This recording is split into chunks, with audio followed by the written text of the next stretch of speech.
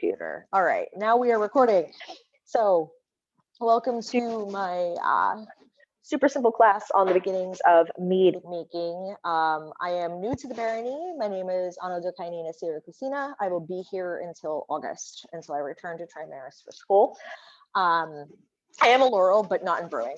So I'm a member of multiple brewing guilds, mundane brewing clubs, and mead making has been kind of my thing now for like the last 12 years. So I knock out these little batches of mead all the time.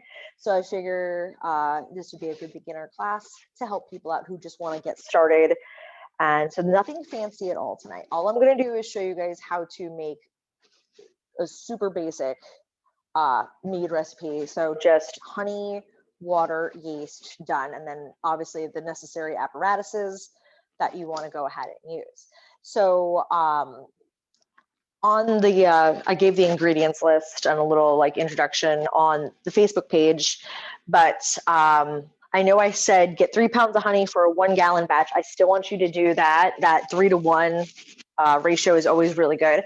But when I went to go buy supplies this past weekend, they were all out of sweet mead yeast. So I have completely improvised. So this is going to be one of those do as I say, not as I do sort of classes. And I bought super high octane yeast. So we're going to have some fun. But because of it, I am using a larger vessel and more honey for safety reasons. And we will get into that as we go on. But to go ahead and get started, this is so weird. But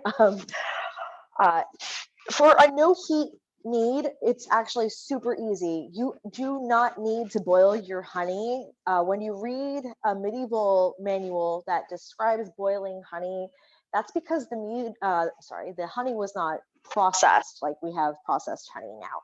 So it wasn't clarified. It still had dead bees, pollen, sticks, twigs, flowers, comb, and skimming out that to remove the scum, boiling the honey and removing the scum is the puree method. Now you still can boil your honey. Some people still do it. It does sometimes give you a clearer product. It can also make a huge mess. And if you don't have the facility to make a huge mess, it's not necessary anyway, at least with our modern products. Another option is called a bochet, where you do caramelize the honey by boiling it down for a certain amount of time, and that gives you a totally different product at the end. But again, that's not what we're doing today either. Today is just honey, water, yeast, done. So what I have over here, this is my 3 gallon carboy, and I already have 5 pounds of honey that I just put in here. If you want to go from this point, you can go ahead, put your water in here, mix it up. You can shake it. I have a giant brew spoon. I'll show you guys in a bit. Make sure it gets the correct temperature for your yeast. At this point, if I'm just using room temperature water and if everything, I would be fine and ready to go. So at the very basic, that's all you have to do. Go ahead and add your water into here. Always use a funnel, makes your life much easier. And then when you're ready, everything's good to go. Have your yeast. This is my sketchy test tube of high octane yeast. You do want this to come up to room temperature, by the way. Always read your directions. White Labs is actually super easy to work with, but and I'll go into that when I start actually heating things up. And pitch it, lock it, you're good to go. But for those that want to dilute your honey a little bit more into the water, which just makes it a little easier to look at, but honestly, your yeast will find it if you just throw it in the bottom. Or if you need to raise the temperature because you're a yeast strain, one of the easiest things to do is just get some water going on the stove. So I'm going to go ahead and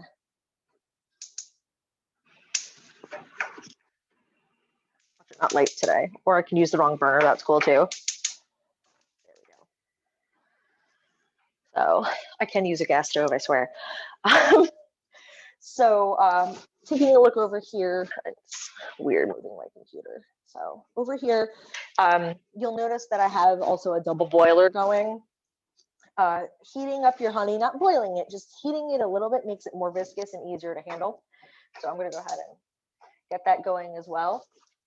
And so if you have a hard time, let's say you get your big jug of honey and it's just oozing very slowly out.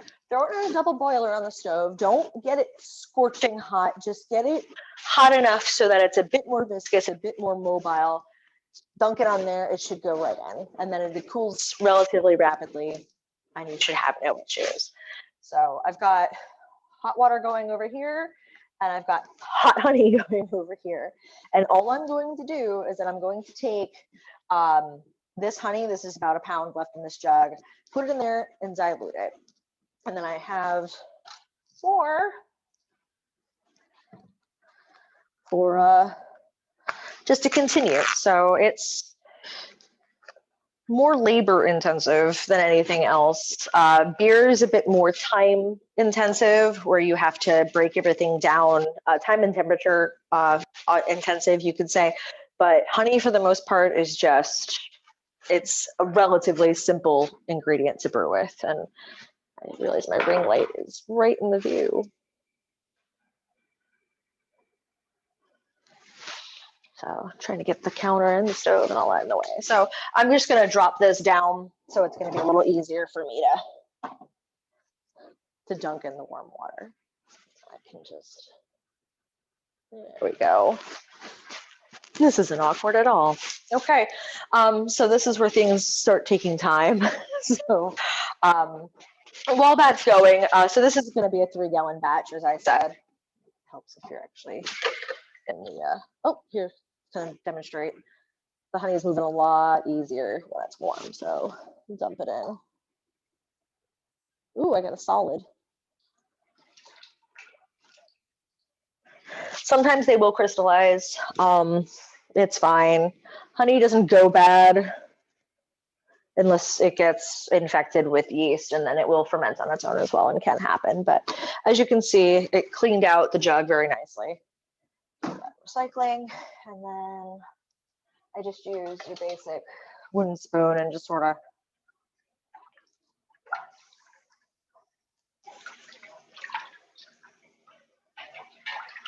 just get it nice and diluted. Does not have to be fancy, does not have to be super hot. It does create a bit of a sticky situation, so don't worry about making your kitchen immaculate. And then when it's ready, watch your temperature. It's one thing about gas stoves, things can get a little hot.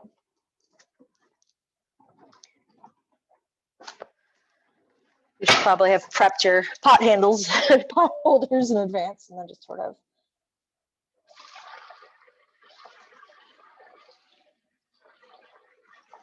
And I am making a bit of a mess, I know. I will mop that up later. Everybody knows the best SCA crafts are the messy ones. Put that back. Second verse, same as the first. We're just gonna jump another gallon of water in here. Now this is filtered water, and I'm just using my carboys that I use for brewing, and I'll be showing you how to rack shortly, but you can use distilled water from the store, works just as well.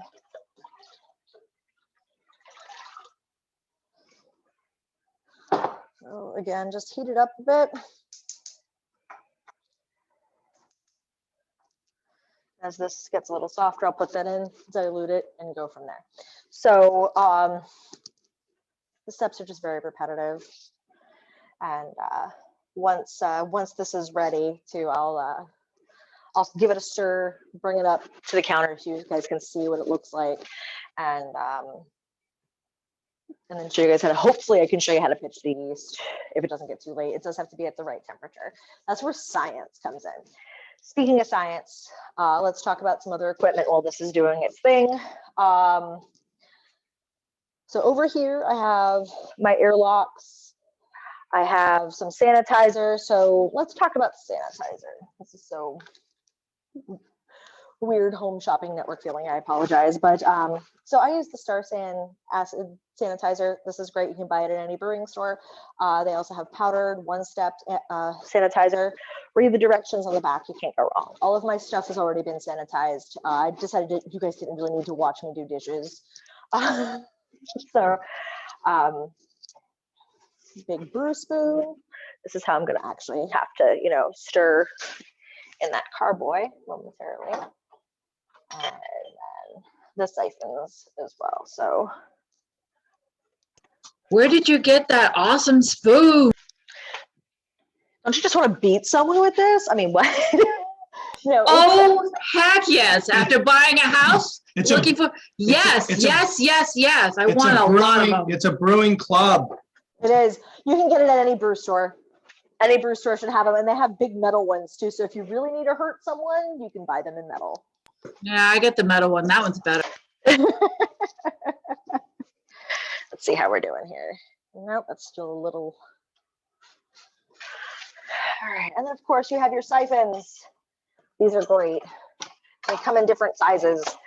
Long gone are the days that we would have to, you know, manually do a siphon. These are called super siphons or brewing siphons. This is my little one for my 1 gallon jugs. They also have bigger ones for bigger carboys. These are great, and you'll be able to watch these in action momentarily. Again, everything's sanitized and ready to go. So yeah, you can get, by the way, these guys, if you like your cheap Carlo Rossi wine, that's all this is. So you can, you know, drink your jug of wine and then brew more. Or you can buy them also in bulk from brewing stores or Amazon. I've gotten my 3 gallons. I have 5 gallon over here that I'm going to use just to do a quick siphon while I rack a 3 gallon one. We've got 6 gallon ones. I'm not doing anything big right now because I have to move again, but I've easily done 5 gallon batches of mead and put them on tap in a bar at Pennsic. So once you learn the ratios and, you know, the science behind it, it goes pretty quick. So Heloise says that she loves her mini super siphon. So much easier. Oh my God, it's like a world of difference. So I'm just gonna stir that up. Gooey honey in the bottom of your pot. I'll lower that heat. You don't want to cook your honey. You just want to make it viscous. Such a good word. But does anybody have any questions while I sit here and hover over my stove for a couple more minutes?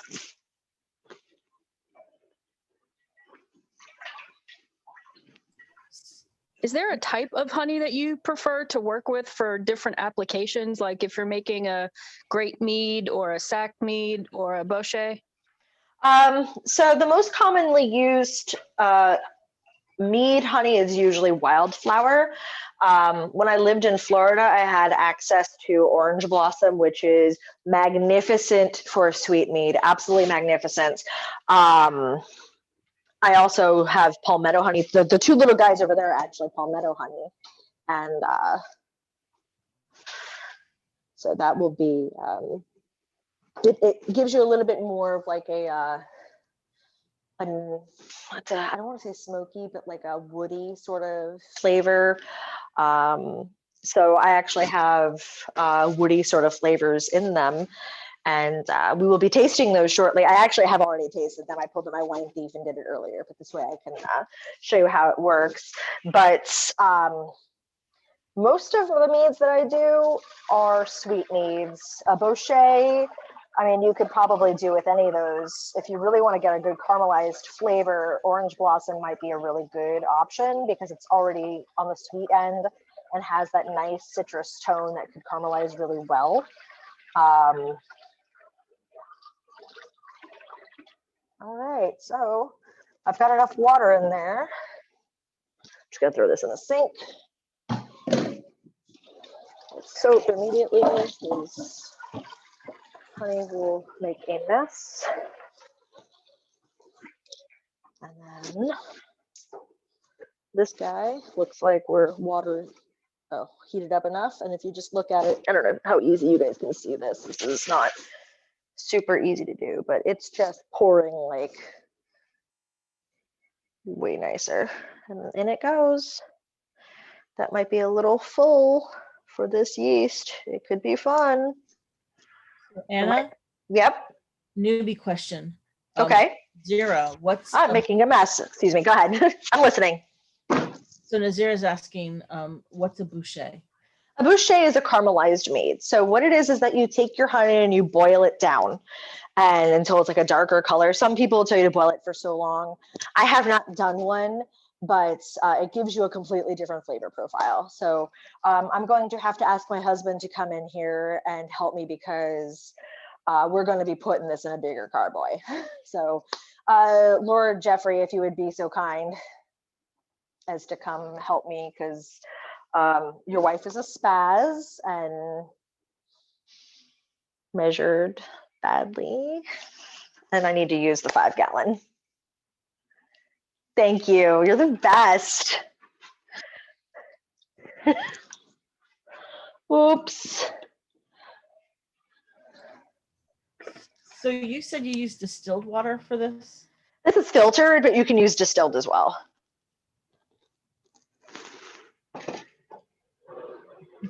I am amazing. I'm so glad that I had the bigger one out.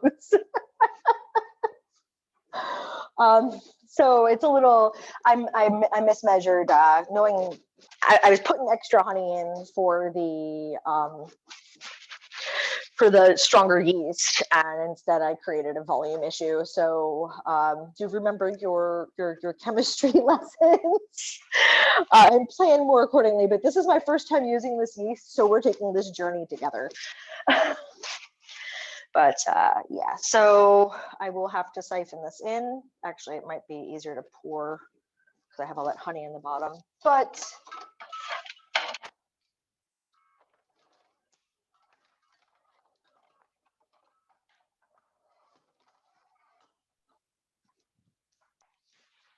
watch these guys go. Oh, this is gonna make such a mess. I'm staying up all night cleaning my kitchen. This is great.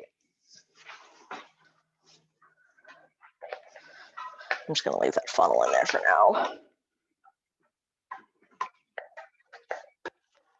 There it goes, just like that though. Or maybe not. Come on.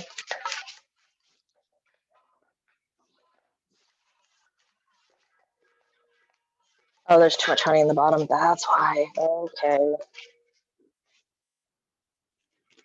Jeff, I might actually need you to help me just pour this in. Oh, I got it going. So that's how you use a siphon. You just, whoom, down it goes. It makes your life much, much easier. But the problem is that I have all that honey that I left in the bottom trying to prove something. And I'm just gonna have to put hot water in there and put it into the bigger carboy.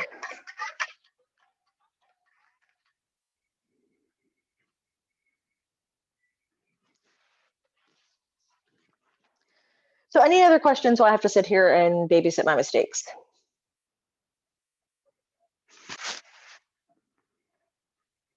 And mistakes do happen frequently, by the way. You know, it's always, you know, it's like when you're cutting fabric, they always tell you, like, you know, measure 1,000,000 times, cut once, same thing. I mean, fortunately, the worst case scenario with this is that it explodes all over your kitchen. This will be left in here tonight with a towel underneath it with the blow off tube. I'll show you guys how to set that up before the night is over as well. But yeah. Do you have a typical flavor profile that you commonly use to make your mead? I love hibiscus. My hibiscus mead is what I usually put on tap at Penzic. And it's also won a gold medal in mundane competitions. So that's, it's definitely one of my more favorite things to brew with. And it gives this amazing ruby red color. And anytime you're working with any kind of flower petal dough or leaves, including tea, I have a tea mead over here. It is super important that you make a tea with them, basically, and use that as your water at this stage versus putting in flower petals or just dried tea leaves, because then you have issues with tannins and things can go weird. And of course, any kind of fresh flour or vegetable has the risk of botulism, and you just want to avoid that. But yeah, this is.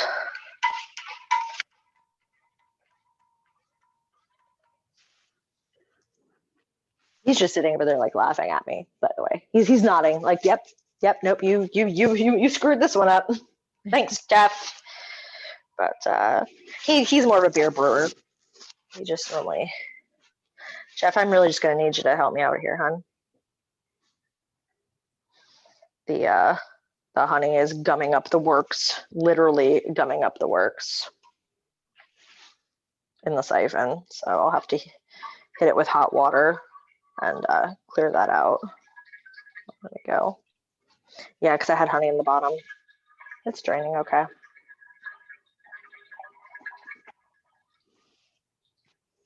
So I'm just gonna have to heat it up with hot water and clear that out.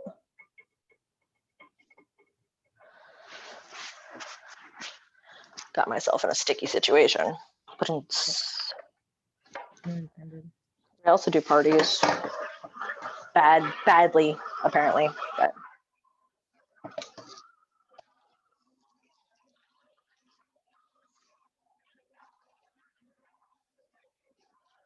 Oh, the honey's actually draining. Oh, that's good.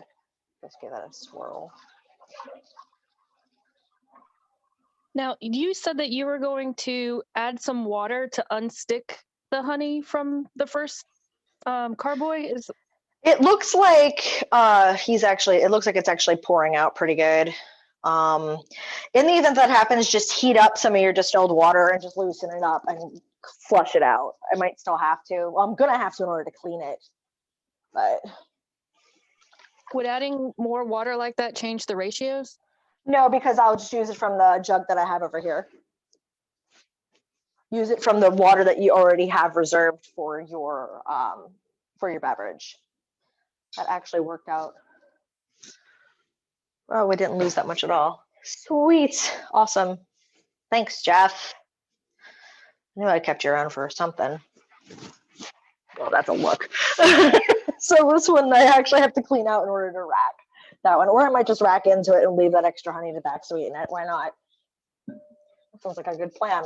All right. So this is the bigger guy. Hoist it up now so you can see it. This is a 5-gallon. This will take it up to the 3-gallon line. And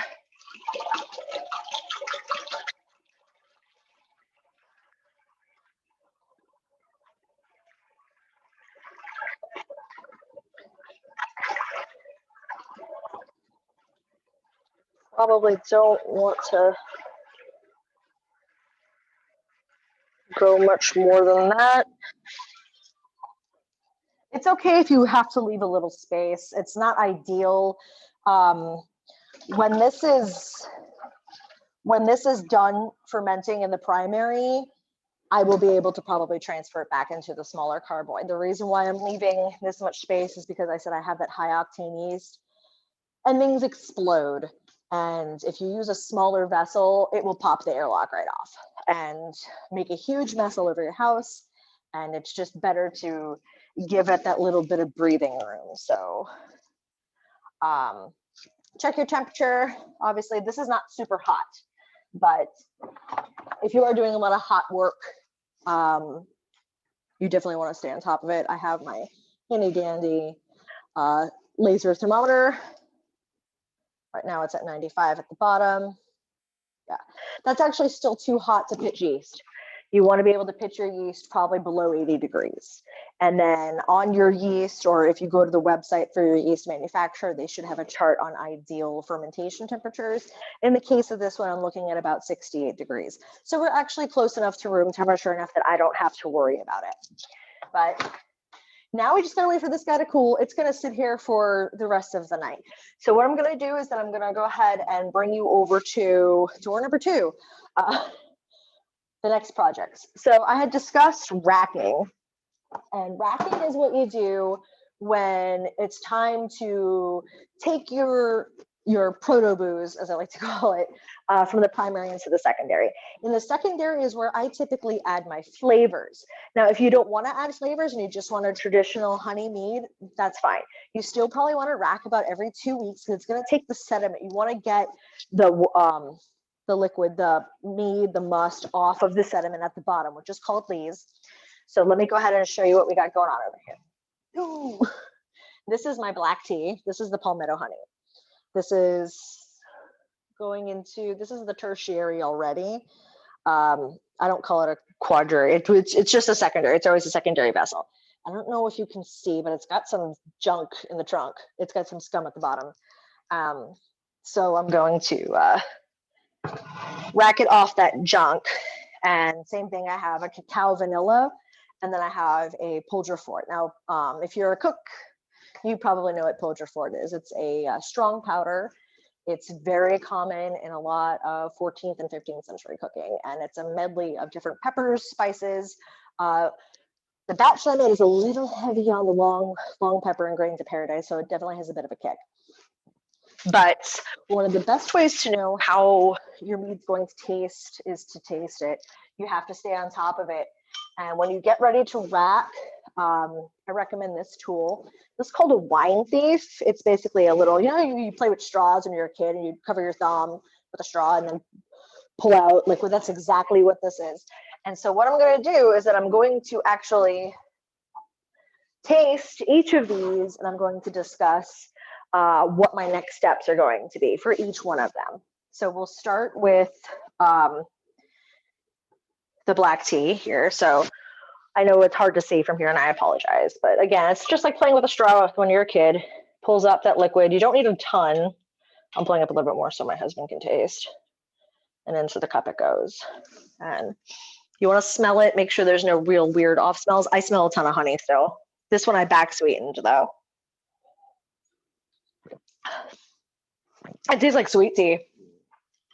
I'm actually pretty excited about this one. I think that in a couple more months, it's when I get ready to bottle it this summer, it's going to be awesome. So excuse me while I share. Okay, that's the black tea one. Angela, how old is that black tea one? I started all three of these at the same time. So their last racking was on Valentine's Day on the 14th of February. I think I started them like the first or second week in January. It really isn't that long. I stay away from meads because, nomads, constantly moving. Right. Well, this is, these just started. So you can drink a mead usually at 5 or 6 months, at least if you're using the sweet mead yeast and you're not trying to really age things for a long time. But it also depends on what you put in it. So this one is still sweet. The black tea one is still sweet. And I want that to kind of mellow out a lot. And the best thing you can do is just to continually rack it every couple weeks, or at least when this one's done. So this one, I'm not adding anything else to it. At this point, it's just maintenance. So when I see the leaves build up at the bottom, or if I start seeing proteins drop out of it, rack it. Every time you see something, anytime you have sediment on the bottom, rack it. So you could be doing it every 2 weeks. You could be doing it every month. This is probably going to go into the every month category now. And what that does, it gives you a clearer product. It gives you a better balanced product. And basically, the more love you put into your brew, the better it's going to taste. And then what I'll do when I'm finally ready to bottle, probably in June, I get the little 375 bottles. They're 12-ounce bottles, but they're like a little 375 milliliter wine bottle, and cork them, and they just go away. I have a closet here underneath the stairs. It's just going to go away. And next year I'll pop one open around this time of the year and see how I'm done. Maybe around Christmas time I'll probably try it also. My hibiscus one, because of I want it a little bit more on the lighter octane side and still kind of sweet, I will keg at about 6 months, 7 months. I try to start it like February, and then it's usually drinkable by Pensick. And it's not uncommon for them to kick the keg at Pensick either. So, and that's not a high octane one, that usually about 10%. And I'll show you guys how to take gravity also in a second. But let's test the next one.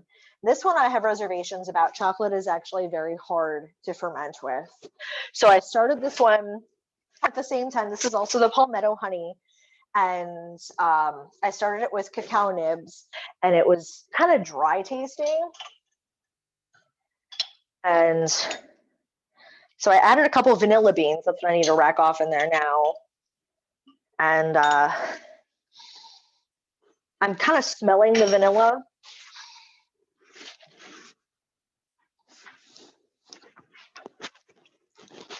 It's weird.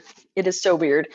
I'm debating if I want to back sweeten. I actually have a cup of honey that I reserved to back sweeten this one because I think I'm going to have to. I'm going to be adding, to get more of a chocolate profile out of it, I'm actually going to be adding like a half cup of Dutch process. So my first secondary, I added the cacao nibs. My second secondary, I added 2 vanilla beans. And now I'm going to add Dutch processed cocoa. And then that'll rack off probably 2 weeks because that's going to be kind of gross because it is powdered cocoa. And then after that, if it's not giving me the flavor that I want, the best thing I can do is just let it sit until it does. And if it never does, someone will drink it. What is back sweeting?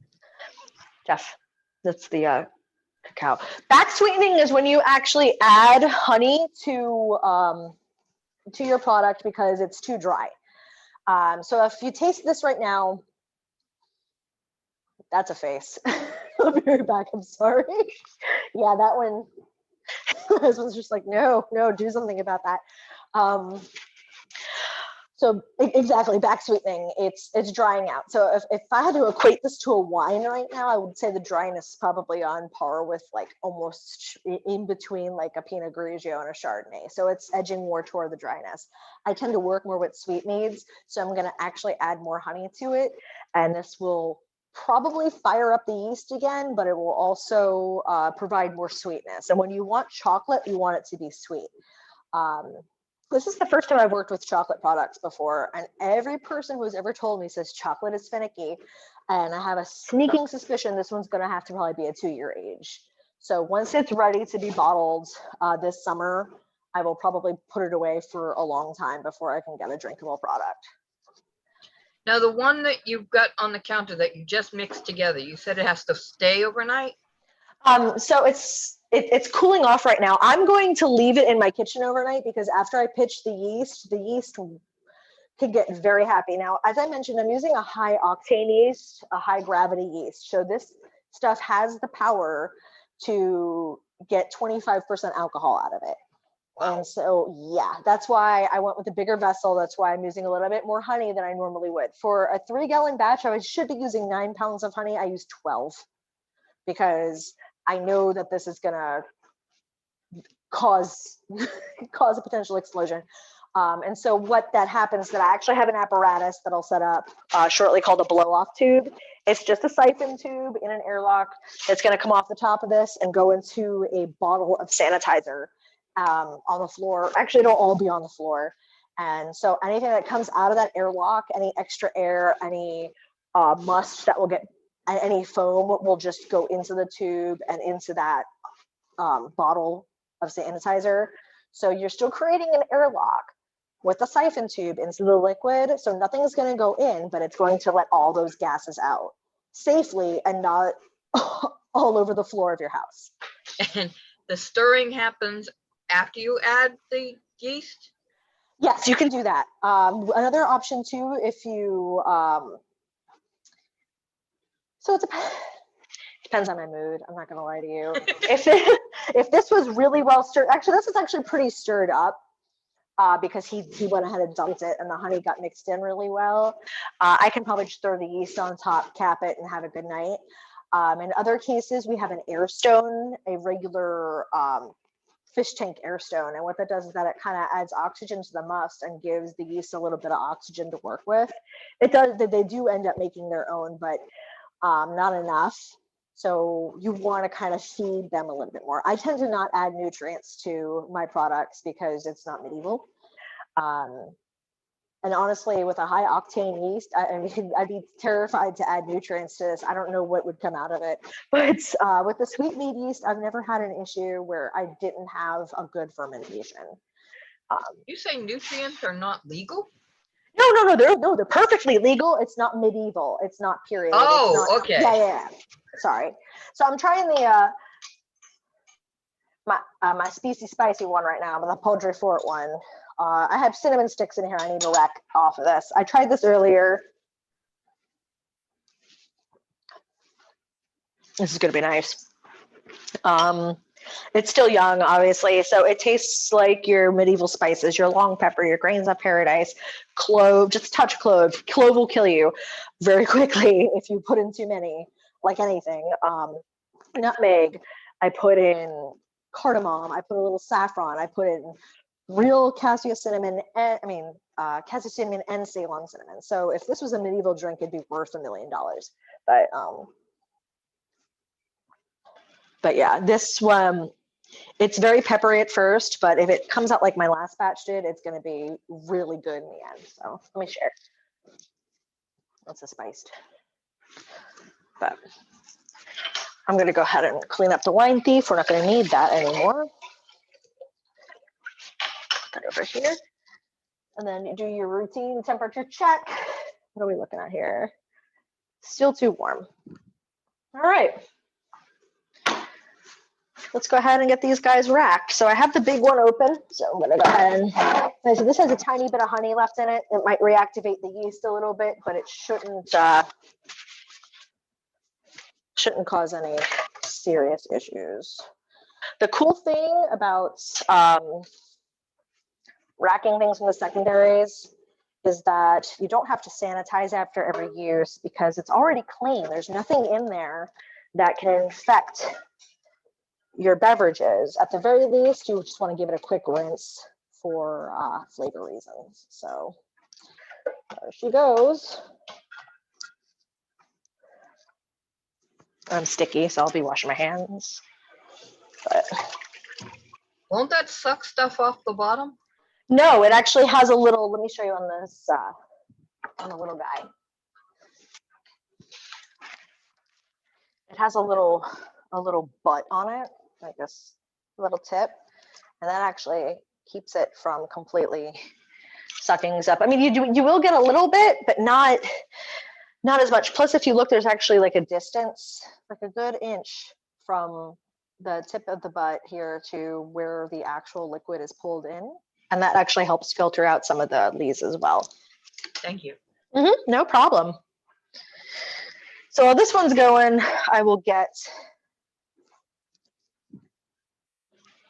and these have already been, like I said, sanitized and everything. So I'll get one of these guys going. I'm gonna push you off to the side here.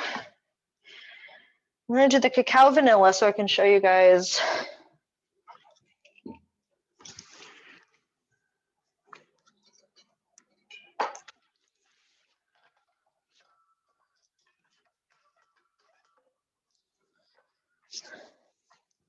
It just goes, voila. At the very least, brewing is fun, but it is a very patient. It's not an instant gratitude like sewing is. You don't immediately have a finished product. And if you like to do meads, things tend to take a little bit longer. You can do quick meads. I can actually, maybe once things are a little bit better, like I mentioned on the Marinus page, Jeff and I are already partially vaccinated. We already had our first shots. So maybe in a couple months when more people are vaccinated, we can have folks over and I can teach you how to do a quick mead where everything is flavored at once with champagne yeast, and then things get really fun. But and that's usually something you want to refrigerate, otherwise it can continuously dry out. It also creates an effervescent mead if you put it in beer bottles.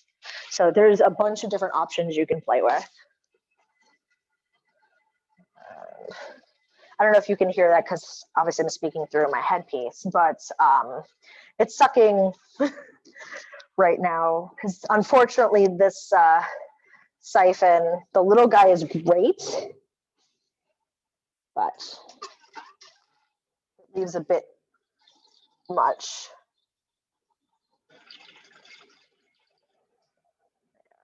That's probably going to be as good as that one's going to get. All right. You go. Stirred it up a bit. And losing liquid is normal. An unfortunate reality. So you can see down to the scum in my vanilla bean. So I'm just going to put this over here and I'll clean that up afterwards. Like I said, you don't need to watch me do my dishes. Just gonna give the siphon a quick rinse here.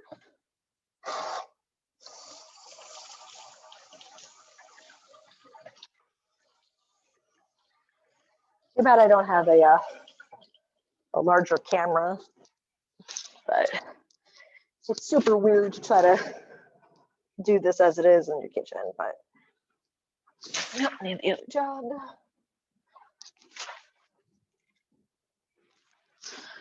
Second verse, same as the first. In you go. Down you go.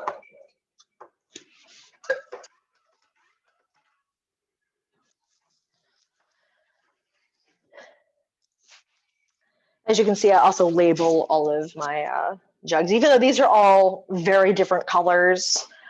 I still label them this way. I know what day I rack them. So little painter's tape and permanent marker does the job there.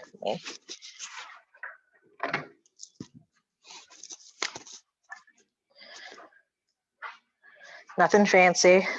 So in this case, I just call it SM, and today's date is the 16th.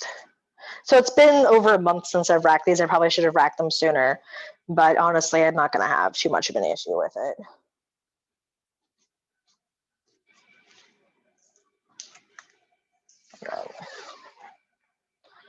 After that, we're going to have the... So they're all on their third racking or second racking? This is their fourth racking now. Fourth, okay.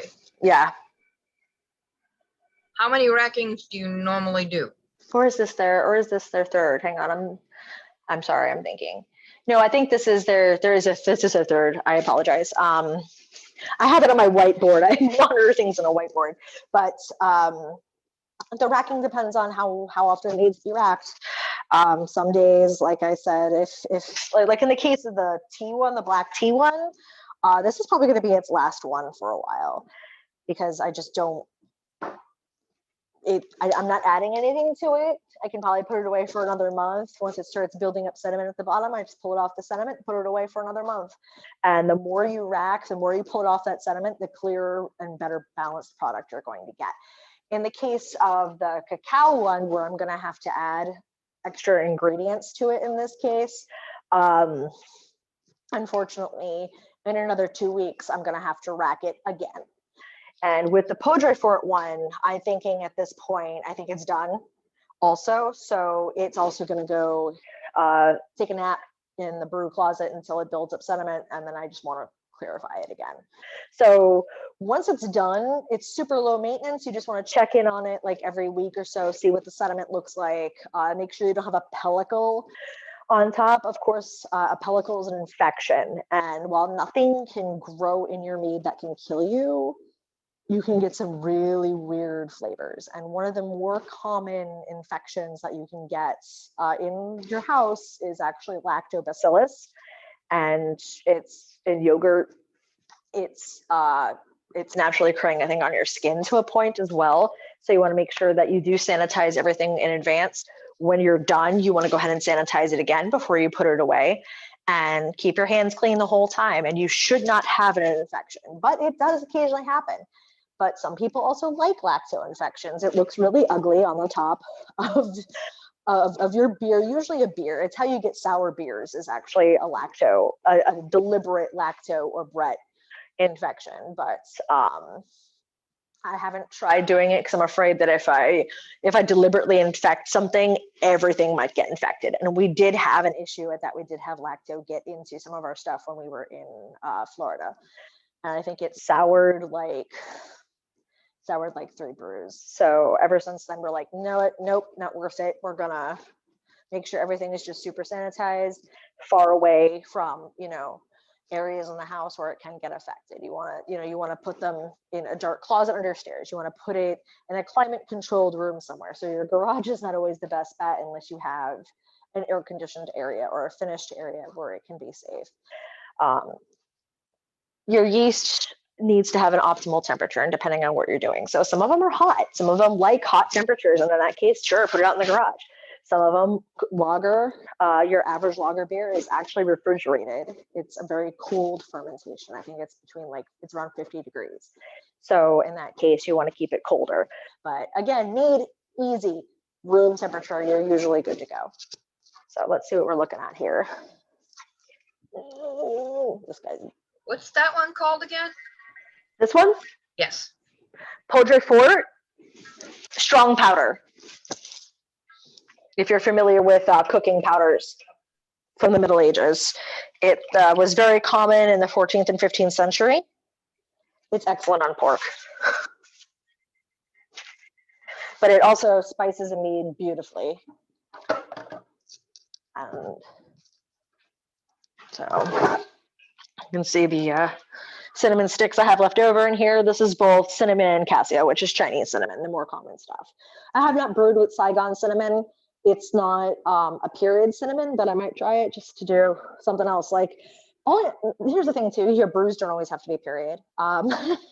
If you want to enter a medieval competition, this is kind of, I would consider it a medieval mead because I'm using medieval spices. But in the case of the vanilla and chocolate, no. In the case of the tea, no. That's just me being silly with being a little fun. Or in the case of this strong yeast that I'm about to put in this guy, it's me being reckless. So, but once you get the basic techniques down, again, 3 pounds of honey per 1 gallon of water. That's how you start right there. And using the White Lab Sweet Mead yeast, as I mentioned, I have never had a bad product. So, and I will talk about airlocks too. So the airlocks, this is for my 3 gallon here. I love these guys. The liquid that's in there is just sanitizer water. So, or you can use vodka. If you have cheap vodka, put a little vodka in your water, and all it does is that it stops things from getting moldy and gross and protecting things. So, and then you can buy the bongs at any brew store. They should have all different sizes. And I actually brought extras over, but you will definitely notice there is a serious size difference between your little stoppers for each bottle. So for the 1 gallons, you want 6.5. For this one, I want to say it's an 8, but I'm not 100% sure. So that guy is good to go. All right, the first transport is away. I'm so sticky right now, but let me get that labeled.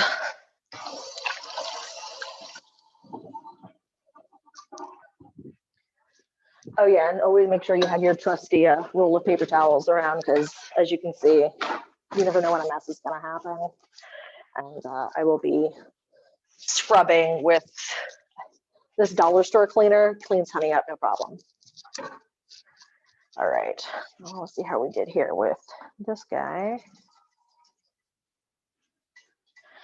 Get all that extra goodness in there. Do I have?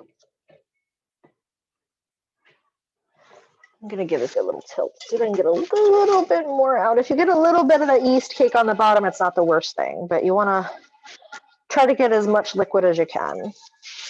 That's good enough. Up we go. Next time I do this, I should do this a little bit more like Bob Ross, only brewing. Your happy little jugs and happy little alcohol. Okay, so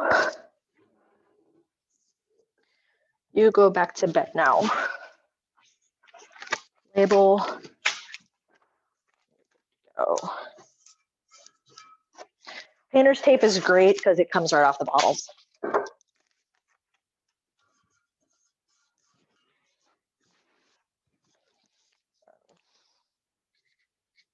PF for Poudre Fort, 316, 21. What years? I don't even know.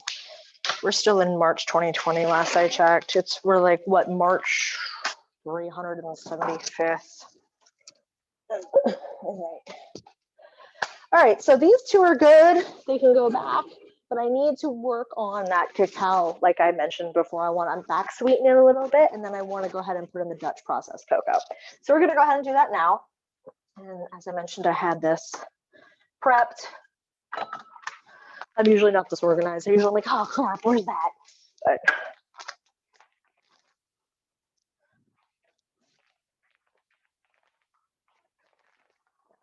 Dutch process, by the way, is a little bit, it's treated with alkaline, I believe, to help get some of the bitterness out. I'm going to throw in a half pound, that's a lot. No, Angela.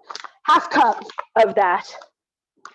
And it smells like just really nice, like dark chocolate. And, you know, I'm using Ghirardelli because you already spent $60 on honey. You might as well spend more on your cocoa. But, roll this here.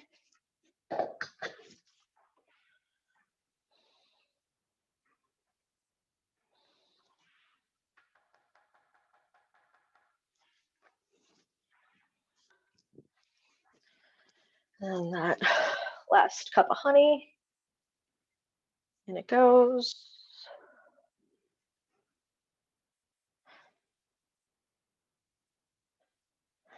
Now, from what I noticed, it looked like the fermentation has stopped in this one. That doesn't necessarily mean that this won't wake it back up though.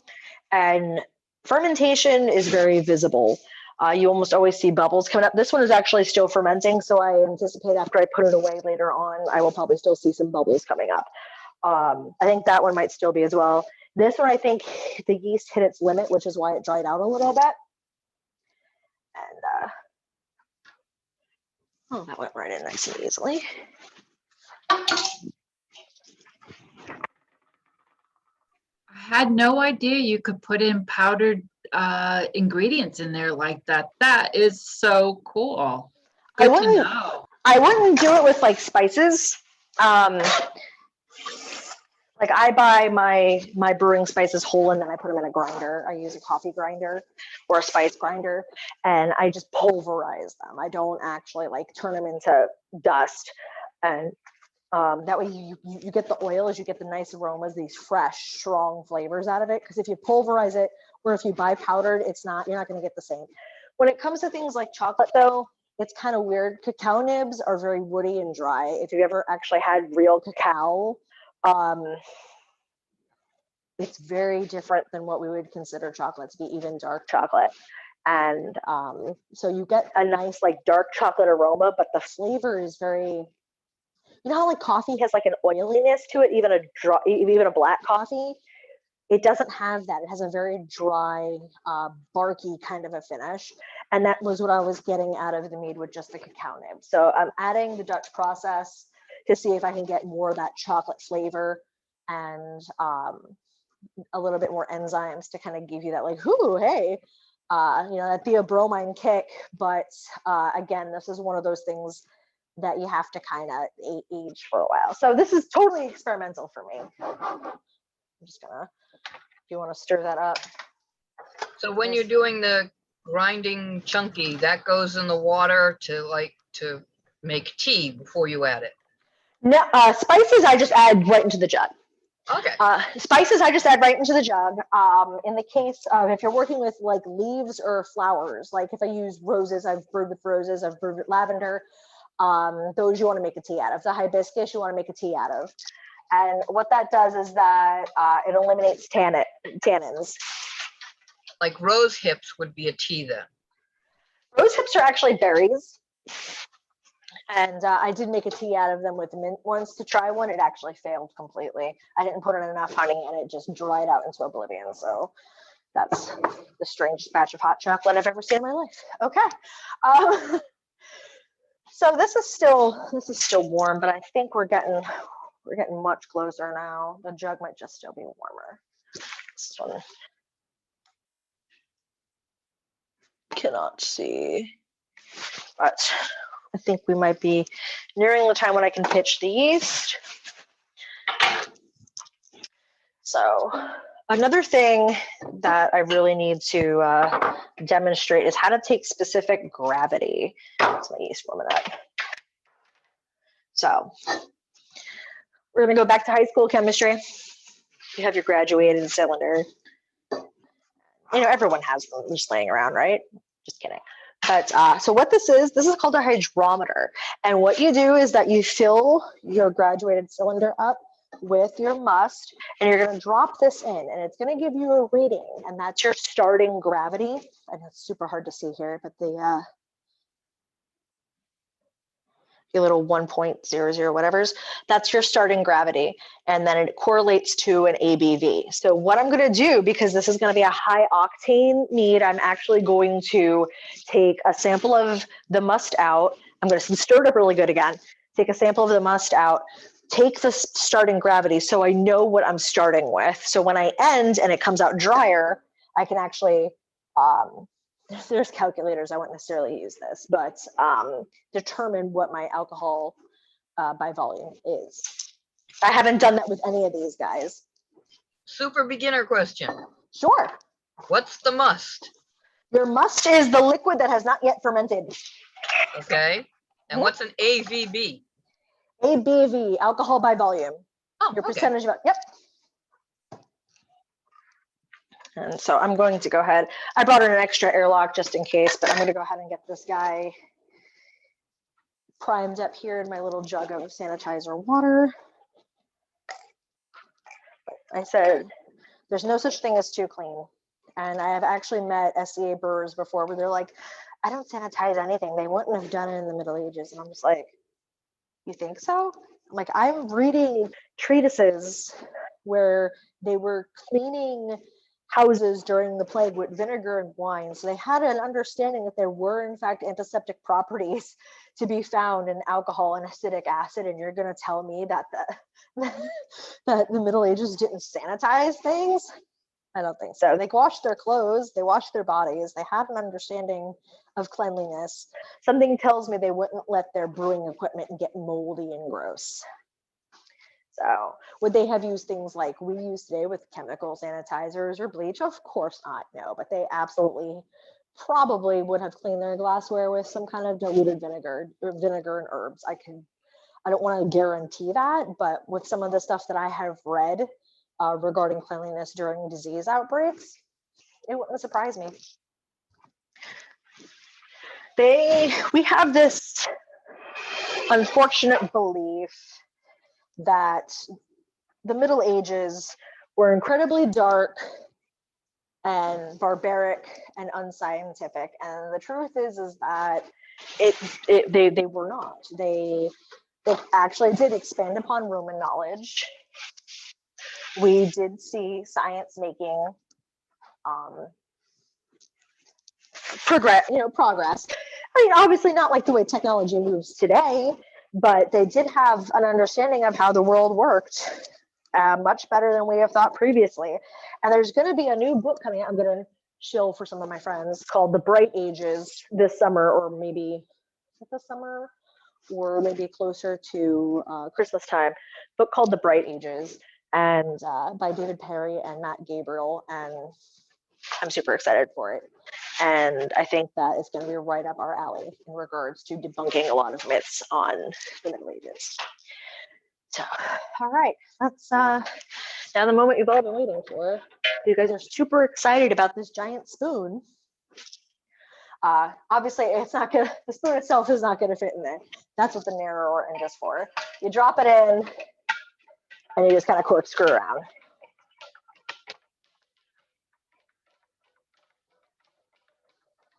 When you make wine, by the way, there's a lot of stirring involved.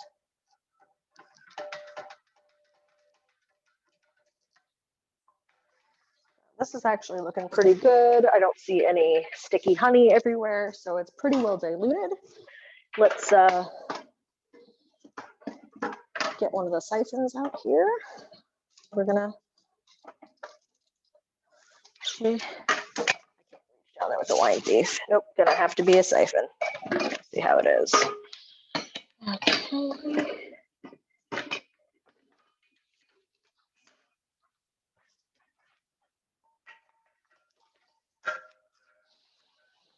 So I'm actually gonna put it into a glass first rather than try to hold onto that cylinder. This is when having a friend could be helpful too. Jeff, can you help me pull for specific gravity? Thank you.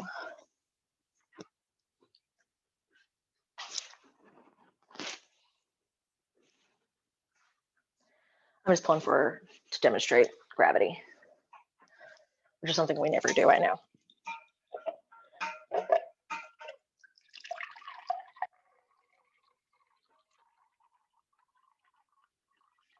Okay. Thank you. Set this off to the side. Thank you, darling. You were once again a wonderful help. Hands together for Jeff. I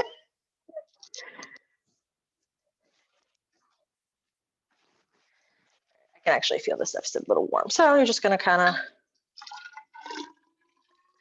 some real science going on now, guys.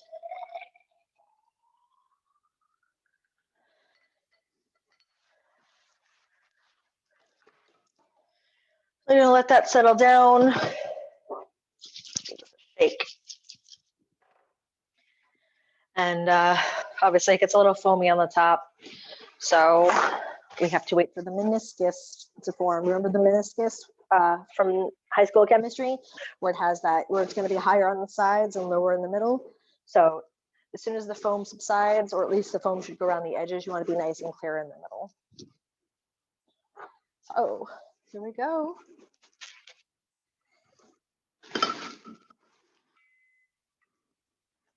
Drop that in there. All right, this is my starting gravity. Let's see if you guys can actually kind of just see it kind of chilling, and see how it's kind of just floating. Super awkward, but my starting gravity looks like 1.110, if not actually even a little. Maybe more like 1 point, stop it. Just about 1.110. Right, let me write that down. Throwing markers.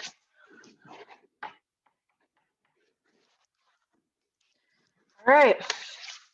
So that tells me, again, starting gravity. As I mentioned before, it's going to tell me my alcohol by volume when this is finished. So if all goes well, if that's my starting gravity and it takes it down as low as I think it is, I am looking at a potential of 15%, 20. Yeah, this is going to be, it should be fun. Into the sanitizer you go. I'm going to throw this guy back in here.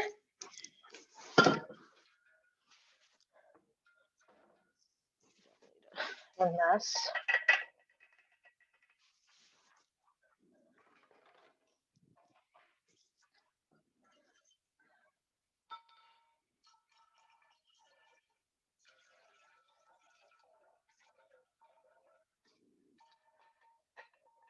By the way, if you were to taste this right now, it actually would probably taste way more diluted than you think it is. It doesn't start as like a sickly sweet honey drink.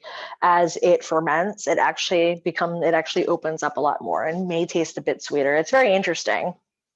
I've tasted like the starting must before, and I'm like, oh, this doesn't taste like it's that sweet, blah, blah, blah. And then the next thing you know, in a couple of weeks, whoa, where'd that come from?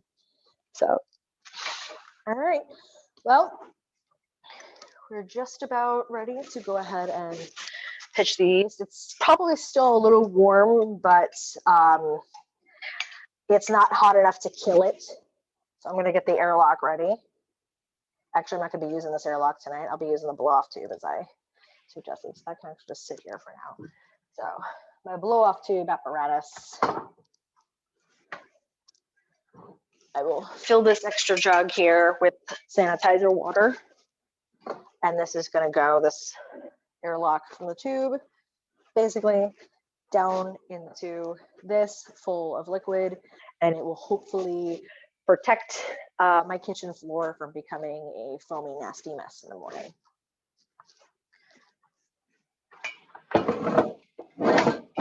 I have this nice corner here, so I like to kind of set that there. And here we go. Always follow the directions on your meat, on your yeast. So directions for use, you always want to warm it up to 70 before use. Mix contents, open vial slowly. Do you use liquid or powder? I always use liquid. White Labs is always liquid.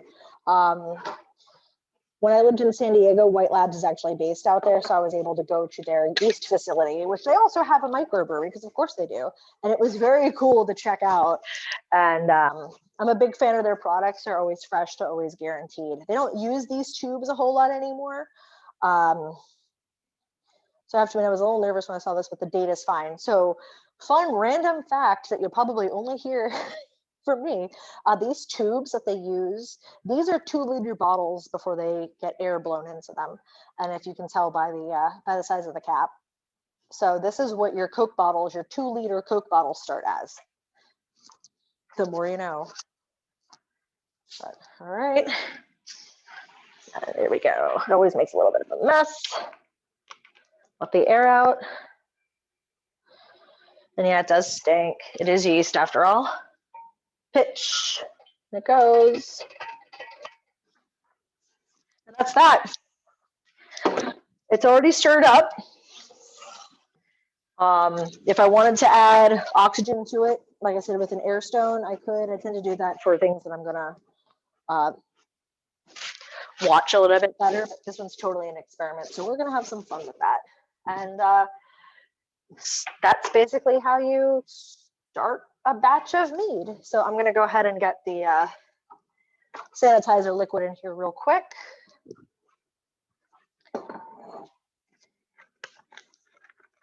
You don't need a lot of sanitizer, by the way. So cool thing, you just kind of squeeze it and it gives you just the amount that you need. And I'm not even going to use that whole amount for this little jug. Just want a couple drops in there. It'll foam up nicely.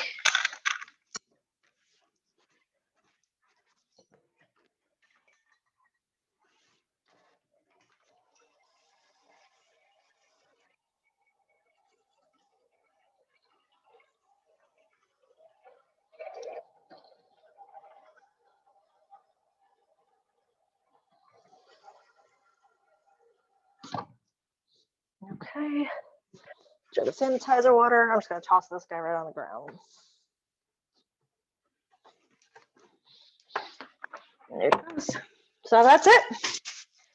That we will. I will post pictures of this once fermentation starts, and we will see how we're doing with this crazy yeast. But under normal circumstances, you don't need the blow off tube, by the way. If you do the regular ratio in your 1 gallon of 3 pounds of honey to 1 gallon of water and the sweet baby yeast, you should be fine. I've never had anything explode unless I was using champagne yeast and 5 pounds of honey. But hey, you know, best laid plans and all that. I've played a lot.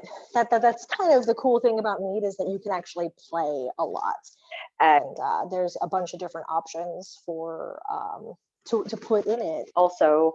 Whereas beer, obviously, you don't want a bunch of weird flavors.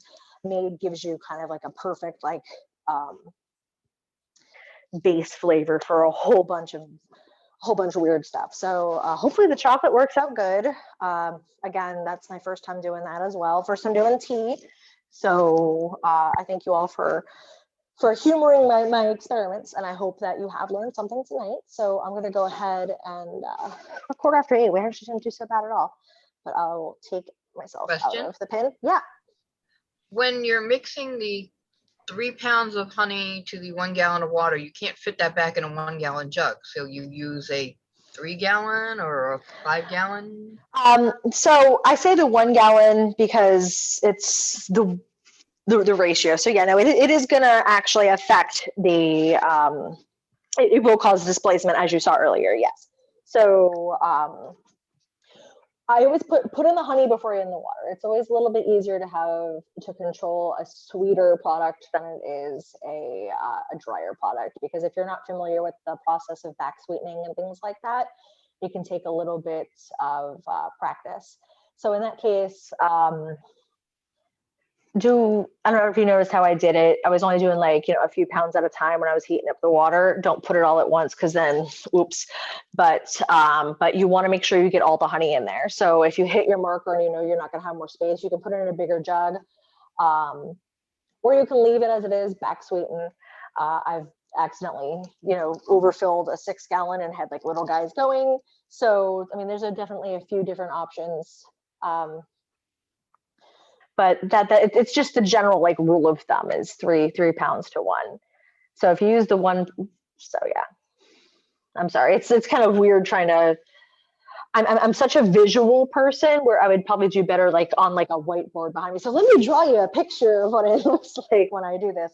But yeah, so dilute it first or just throw it in the bottom of the jug like I demonstrated earlier, and then just put the water on top of it, give it a mix, and you're good to go. The yeast will find the honey, it always does. So and I learned that when I was living with a couple of old school Canadians, and they were making mead, and I'm like, they just poured the honey in the bottom. I'm like, oh, you're not scumming it, or you're not doing this. Like, no, you don't have to. Everything's already clear and ready to go, and you just throw it in the bottom, and the yeast will find it and dilute it itself. You don't work smarter and not harder. So that's why this is a no heat approach. I just showed the different options. Now, if I were going to boil the honey, I actually have a propane burner for outside, because otherwise, if you've ever heated honey up on a stove and walked away for like a second too long, it will go everywhere. So it's just better to kind of just balance the heat enough to dilute it enough to get it in there, or just throw it in there, just heat it up, throw it in there, and you're good to go. I've never had any issues otherwise, unless like I said, I have to scum the honey, or I want to caramelize it for a bochet, which I haven't done yet. So, but any other questions? I have a couple questions. First of all, so you talked about doing the hibiscus. So here's my hibiscus. Okay. So you talked about doing the tea. Mm-hmm. So would you do it? You're saying flavor in the secondary. Am I understanding right? Right. So so let me tell you how I do my hibiscus. So I always prefer, I guess I didn't clarify this enough earlier, and I apologize. So if you're working with something that you have to infuse first, that goes into your primary. So if you have to make a tea out of it, that is your primary. So what I do with my hibiscus is that I actually have like a mesh bag, a muslin bag, or a boil bag that I use. And that's how I make my tea. And it's easier to wring out and get out that extra tea, basically. Otherwise, it's disgusting to try to sort out. And I highly recommend using any kind of mesh bag if you're going to be working with that. And then with the hibiscus in the secondary, I'll usually add like a spice, like cinnamon or ginger or both, and that just kind of gives it a little interesting kick. Another option too, if you want a better balanced mead, and this is something that you just learn over time when you're starting your primary, even if it's just a very basic one like I just did. You can throw in, make a regular cup of tea, nothing bigger, a regular cup of black tea, throw in a cup of black tea, and then throw in like a couple orange peels, and that kind of balances the tannins and the acids a little bit. Some people like doing that. Some people like throwing in raisins, which is kind of weird because raisins have yeast on them. Oh, with that, the two different yeast? Yeah, and it's not the first time where if you look up like make your own Viking mead on Google or how to or whatever, Right. and you'll see, oh, throw in a handful of raisins, and I'm like, don't throw in a handful of raisins. And they'll tell you to use bread yeast too, and I'm pretty sure the wild yeast will almost always take over the bread yeast, and then you don't know what's going to happen. And we have done experimental brews before. Pretty much every cider I have done has failed, except for a kit cider that I made last year. We did a cider once where my husband got the raw cider, and he just opened the top and popped back out and put it out on the balcony, and it swelled up. And it tasted terrible, and we bottled it all, and it kept fermenting, and it blew bottles in my closet. So we had to throw everything in the fridge. We had to cold crash it. That's what it's called. And then we could drink it, and it was like vinegary. It was just terrible. It took almost a full year in the fridge until we had a drinkable product because of the wild yeast. So it's always a crapshoot. You're gambling. It can be a lot of fun, or it could be a huge mess. So I like using the controlled, better living through chemistry yeasts that you can purchase and just make sure everything is sanitized.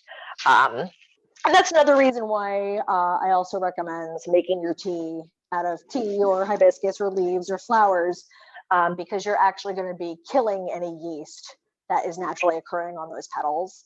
If you just throw it into, you know, your must is the secondary. I don't know how it would do. It could cause something weird. And tea, a lot of teas, even your average black tea, actually have natural yeast on them. Some of them are fermented, and that's normal. It is a normal process in the tea industry, and but that can really affect how your brews come out. So I love hibiscus mead though. So yeah, what I typically do for a 1 gallon, I don't think I used that much. That was like my test gallon. I only do it by 5 gallons now. So I think I use like a full pound of the petals, and I just make like 2 gallons of hibiscus tea was the best thing to put it. Throw that in there, and then I dilute the honey right into that and just stir it right in because it's already hot. And then it takes longer to cool, but it ferments beautifully. You get these beautiful, like, you know, the beautiful hibiscus tea color, that beautiful ruby red, and it stays too. It stays for like a good. I've had 2-year-old hibiscus tea that still have it. So some like fruits will lose their color. The hibiscus petals have not. Rose almost always turns brown. It's kind of weird. It's kind of sad, really. Rose can be very weird to work with too. If you don't use enough of it, you'll get the aroma and no flavor. If you use too much rose, it tastes very acidic and citrusy and not in a good way. It tastes like someone threw pith, like a orange pith or a grapefruit pith into your mead, and you're like, it smells like roses, but it tastes like rind. What did you do? So again, the best thing I can suggest for anybody just starting out is just trial and error. That's why I wanted to give you guys the basic recipe first. Once you have this down and you have a well-balanced product, you have something that you like and you're willing to throw spices into, it's easy from there to go from there.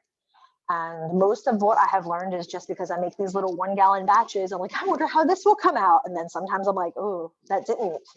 I don't have much left, but I did a pumpkin espresso one with pumpkin guts from a jack-o'-lantern. And it's like 6 years old. I still have it, and it's actually really hot mead. I used too much honey, so it's really high in the alcohol content and almost kind of syrupy. At the same time, I made lavender and cardamom, and over time, it went from smelling like lavender and tasting like lavender to smelling like lavender, and now it tastes like cardamom. And so age does a lot for it as well. Oxygen does a lot for it too. So if you have an open bottle, even a pop top, anytime air can get in there, it can change the profile of your beverage. So that's why a corked bottle or a sealed bottle for aging is the way to go. And just let it create a wine cellar in your house. How do you move with all this though? Because that's what I was told. Don't move with it. Don't bother, because then you disturb everything. Then you're back at zero. I don't move with active fermentation. Everything that we move, especially as frequently as we move, is either kegged. We have a kegerator over here, or is already bottled. And we obviously have to move that ourselves. The movers won't take it. I say that in quotes because the movers have taken it. If you wrap it in a special way and they don't see it and you label it as something else, but the movers won't take it. And they definitely won't take the kegs, especially a full keg. No way. It's just too risky, and that's totally understandable. So we're gonna have to kick these kegs, I think, before I move. We might have to have a big party. But Harold's over here. But so what are you doing? Where is Harold? Let's see him. Hi, baby, come here.